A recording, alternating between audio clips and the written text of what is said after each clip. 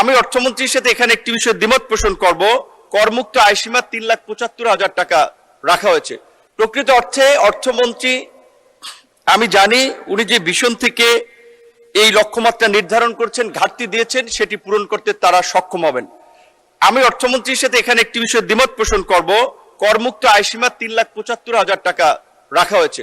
প্রকৃত অর্থে বাংলাদেশের বর্তমান আর্থসামাজিক বাস্তবতায় অ্যাভারেজ 30 থেকে 40,000 টাকার নিচে আয় করে মানুষ লাইফ লিড করা খুব ডিফিকাল্ট। সেক্ষেত্রে আমি মনে করি এটাকে 50,000 করে মান্থলি ধরে 6 লক্ষ টাকা পর্যন্ত যদি আয়কর মুক্ত করা হয় এবং তারপরে রেভিনিউ যদি আহরণ করার জন্য জোর দেওয়া হয়, কারণ এখন ইউনিয়ন পর্যায়ে, উপজেলা পর্যায়ে অনেক সক্ষম করদাতা পাবেন, কারণ বর্তমান যে করদাতা আছে সেখানে মাত্র 30 থেকে 35% মানুষ কর দেয়। সুতরাং আপনি যে সোশ্যাল সেফটি নেট সরকার এত এক্সপেনশন করতেছে, এখানে যদি ওই কর আদায়ের দিকে আপনি গুরুত্ব দেন এবং কিছুটা এনফোর্স করতে হবে, তাহলে এই লক্ষ্যমাত্রা পূরণ অস্বাভাবিক কিছু নয়।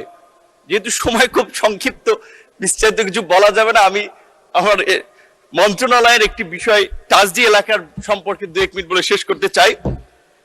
অনেক একটা বাস্তবসম্মত বাজেট, যেটি নিয়ে আমি পড়াশোনা করে খুব নেতিবাচক সমালোচনা করার মতো খুব বেশি কিছু পাই নাই।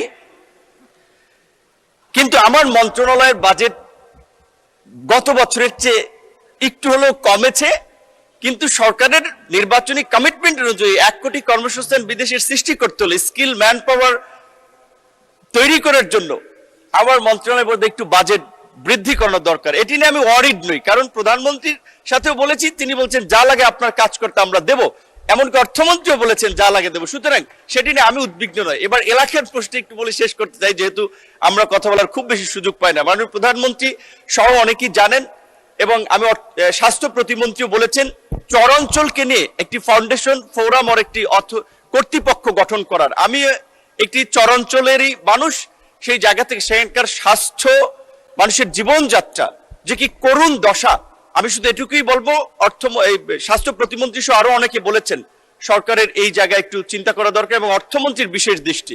আমি আমার অন্যান্য মন্ত্রিসভার সদস্য, মাননীয় মন্ত্রী, প্রতিমন্ত্রী সহ সকলকে অনুরোধ করবো, যেহেতু আমরা ওইভাবে ফ্রিকোয়েন্ট কথা বলার সুযোগ পাই না, আমাদের এলাকার উন্নয়নের কোনো জিও লেটার কিংবা চাহিদা পত্র গেলে একটু মানবিক দৃষ্টিকোণ থেকে বিবেচনা করবেন এবং দ্রুত সময়ের মধ্যে যেন সেখানে কাজ হয়, তাহলে আমরা মানুষের কাছে সম্মানিত হব। যেহেতু সময় নাই, ধন্যবাদ সবাইকে।